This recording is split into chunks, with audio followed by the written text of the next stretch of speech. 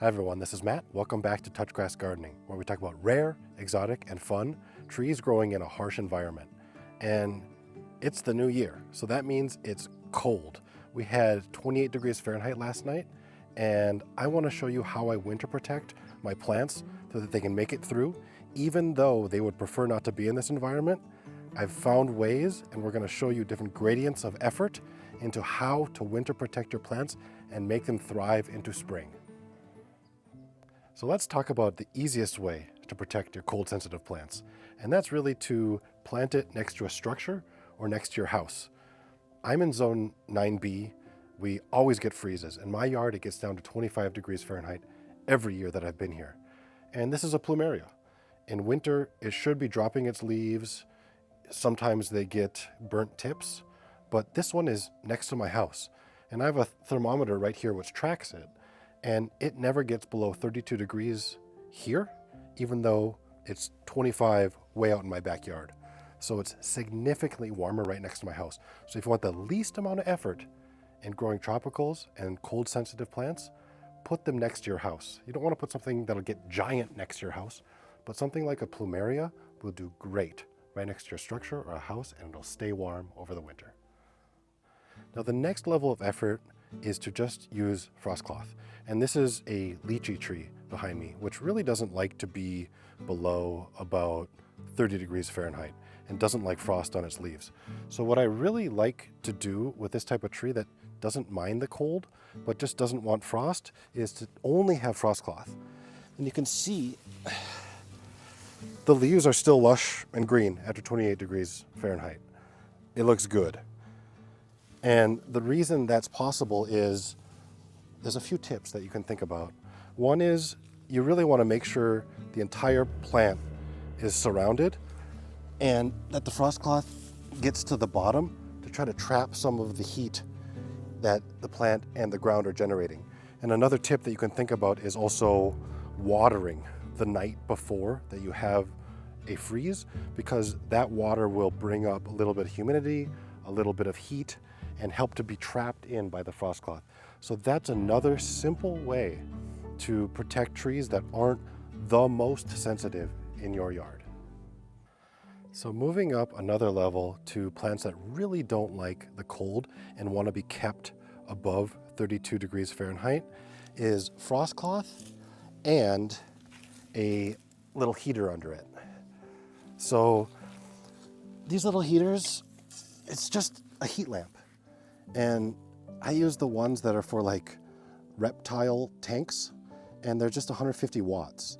So you could put up to like 6 of these on a single outlet, and they really don't take that much power. But what they do is they raise the temperature by about 3 degrees. And that's enough for most trees. And especially smaller trees like this purple longan, like what I do is I put 4 bamboo nursery stakes around it to kind of create a square. And then I find a piece of frost cloth that's wide enough to have it all the way under. And because we often get winds here, I'll put rocks on each side so that you again create that barrier on the bottom, keep the heat in, keep the wind out, and have it completely enclosed. And I have tested it where it does get a few degrees warmer with this method. And I especially like using this with smaller trees that aren't quite acclimated to my cold environment yet. Maybe they haven't been through a winter. Like this purple longan is still pretty small. Once it's, 8 feet tall, I'm not gonna do this anymore. But especially in the first 2 years with a sapling, you really wanna help it through the difficult environments, like the coldest days of the winter and the hottest days of the summer. So this is one pretty simple way to do it. The next method I'm going to discuss is using frost cloth with a smaller tree as well, slightly taller tree, so it's a little bit more difficult to build a structure, but using C9 lights. So these are Christmas lights that are kind of the older style that generate a bit more heat than, say, newer LEDs. And you can see this is my yellow Royal Point Sienna, and I have it all around the trunk of the tree. So I wrap it around the trunk of the tree. First, I use this kind of trunk wrap cloth which is supposed to help with trees in cold environments. And then I wrap the C9 lights around that. And so far, the tree is doing well, even though we had 28 degrees Fahrenheit last night. And normally in my environment, Royal Point siennas lose all their leaves. This one hasn't yet. So I think this method is working, and it's pretty simple. Very minimal effort. And with a tree this small, I really don't want it to lose all its leaves and potentially die. Now, if you look at my other Royal Point sienna here, this is a red Royal Point sienna. Much larger, more established. I haven't really done a whole lot here.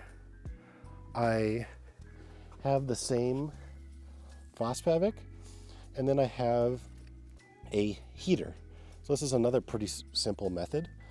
And I only use this maybe 5 to 7 days out of the winter on the very coldest nights, just to kind of get a little bit of heat to come up and then come up and really protect the trunk. Make sure that it's not being damaged by the very coldest parts of the night. And I have it on a timer, so it's only on for a few hours of the coldest parts. And that's really to get it through the winter, because normally this tree, in the first 2 years I've had it, has lost all of its leaves. And it's come back in the spring. But again, I don't want that to happen on a super small tree. But once it's bigger, it's okay, and you can let things have a little bit more damage, and they'll always come back in the spring. So let's talk about how to cold protect big trees. And this is a rainbow eucalyptus, one of the biggest trees in the world. I'm in zone 9B, it doesn't want to be here, it wants to be in 10 and above. And anytime it's below 32 degrees Fahrenheit, this tree doesn't really like it. So what I do is I use a propane tank on the coldest nights of the winter. So again, only maybe 5 to 7 days of the winter. I'll take a standard propane tank and put one of these heaters on the front that just converts the gas to heat. I'll put a link in the bottom profile to show you. You can see and buy one yourself if you'd like. But they're very standard, very easy to use, like 20, 30 bucks. And this increases the temperature by about 10 degrees in an area about 6 feet around the tree. So it puts out an incredible amount of heat, and it goes up at least 15 feet.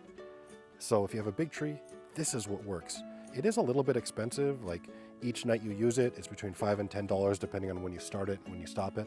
But for me, this is my main hobby, and I love having a rainbow eucalyptus in my yard, so it's worth it.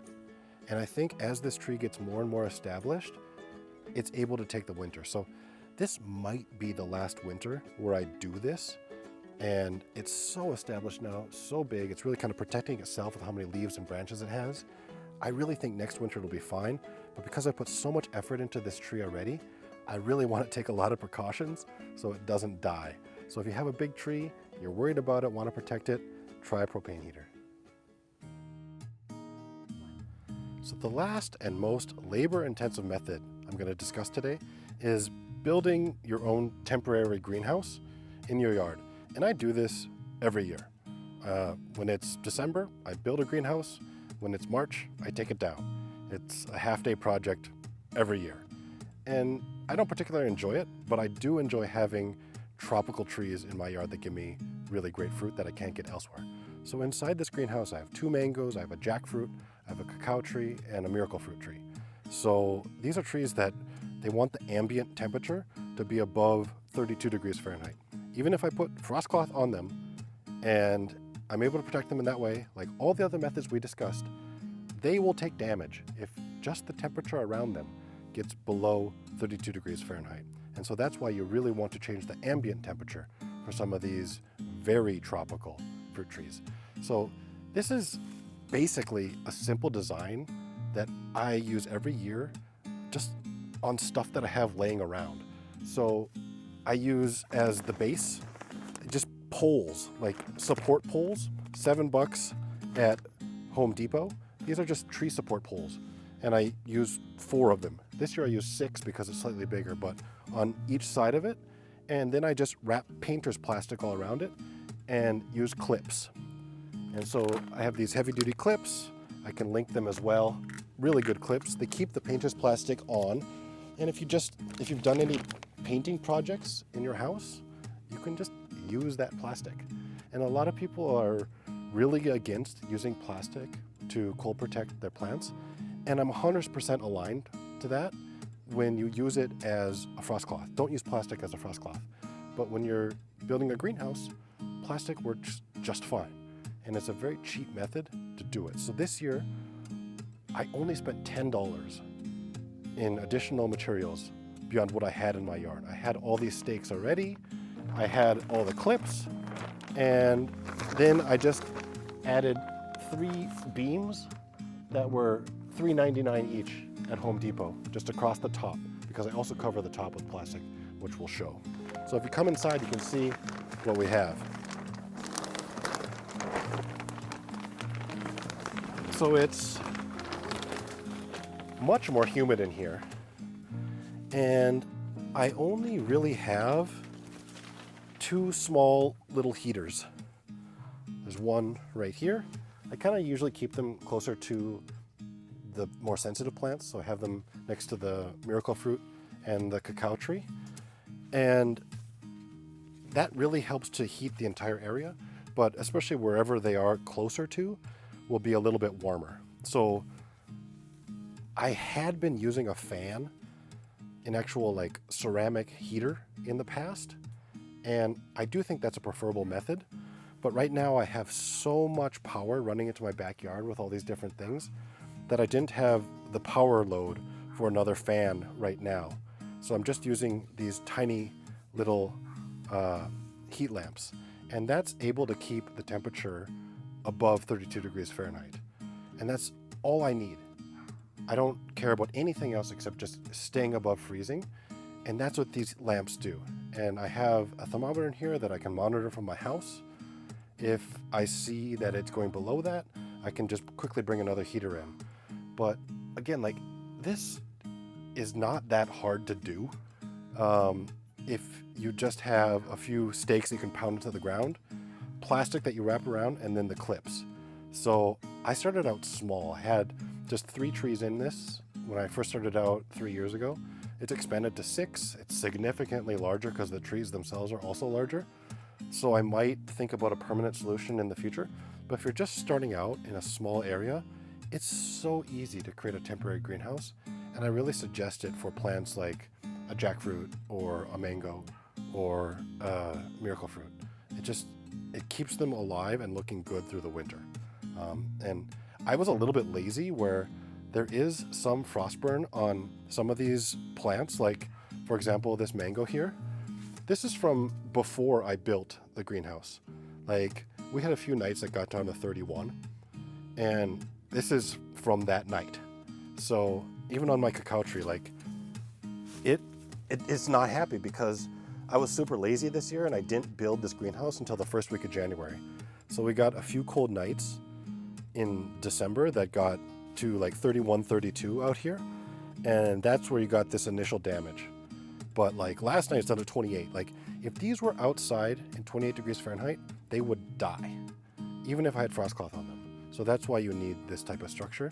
And I hope this video is helpful for you if you want to build something like this. So building this is a relatively easy effort with 2 people and half a day. I think you can do it by yourself, but if you have someone else helping you, like my wife helps me drag the plastic around and make sure that things are lined up when I'm pounding them in the ground, like, that will help make this be a better structure than if you're doing it by yourself. But I do think it's possible, and I want to show you a few clips of how I've put that together.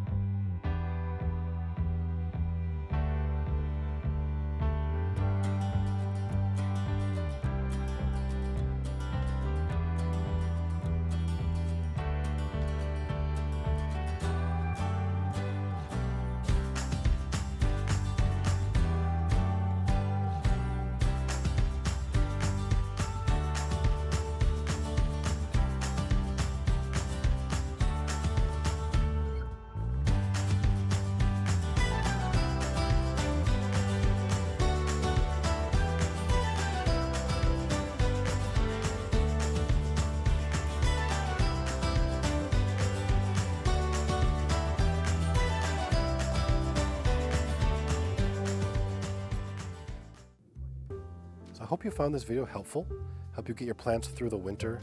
And I know there's a lot of freezing days around the country right now, so these are really all the different methods that I've used and the different ways that I've improved them over the years, and knowing how each of my plants have different needs to get them through the winter. If you like this video, please hit that like button. If you haven't subscribed yet, please subscribe. We talk about rare, exotic, and fun trees on this channel, growing in a harsh environment. If you want to see more of that, please subscribe and share it with your friends that love to garden too. So if you have any other ideas on how you cold protect your plants, I want to see it in the comments below. Let me know how your plants are doing this winter, and good luck, and we'll see you next time.